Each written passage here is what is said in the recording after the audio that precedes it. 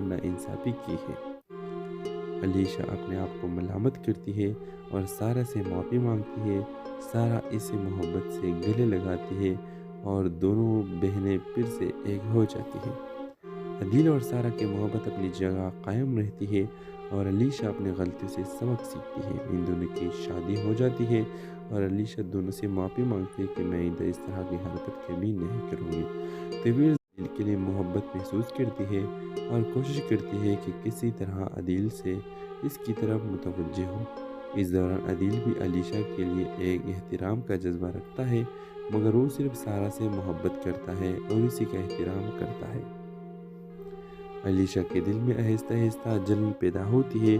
وہ سوچتی ہے کہ کیوں نہ وہ اپنی بہن کی محبت چھین لے، مگر اندرونی طور پر اس کی روح اس کو ملامت کرتی ہے اور وہ جانتی ہے کہ اس کی محبت سچی نہیں بلکہ ایک عارضی جذبہ ہے۔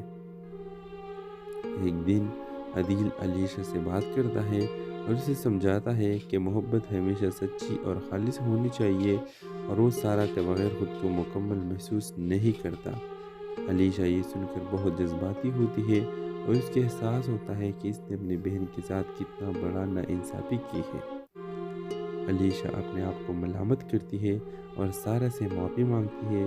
سارہ اسے محبت سے گلے لگاتی ہے اور دونوں بہنیں پھر سے ایک ہو جاتی ہیں۔ عدیل اور سارہ کی محبت اپنی جگہ قائم رہتی ہے اور علیشہ اپنی غلطی سے سبق سیکھتی ہے۔ ان دونوں کی شادی ہو جاتی ہے اور علیشہ دونوں سے معافی مانگتی ہے کہ میں آئندہ اس طرح کی حرکت کبھی نہیں کروں گی۔ طویل عدیل کے لیے محبت محسوس کرتی ہے اور کوشش کرتی ہے کہ کسی طرح عدیل سے اس کی طرف متوجہ ہو۔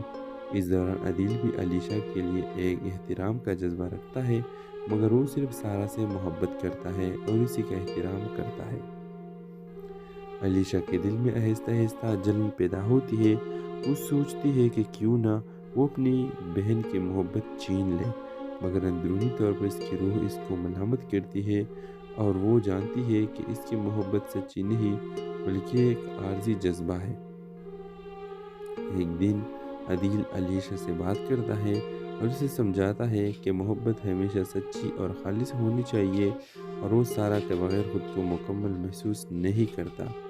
علیشہ یہ سن کر بہت جذباتی ہوتی ہے اور اس کے احساس ہوتا ہے کہ اس نے اپنی بہن کے ساتھ کتنا بڑا ناانصافی کی ہے۔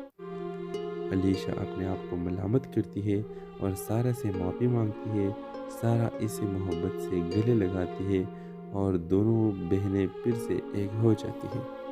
عدیل اور سارہ کی محبت اپنی جگہ قائم رہتی ہے اور علیشہ اپنی غلطی سے سبق سیکھتی ہے۔ ان دونوں کی شادی ہو جاتی ہے اور علیشہ دونوں سے معافی مانگتی ہے کہ میں آئندہ اس طرح کی حرکت کبھی نہیں کروں گی۔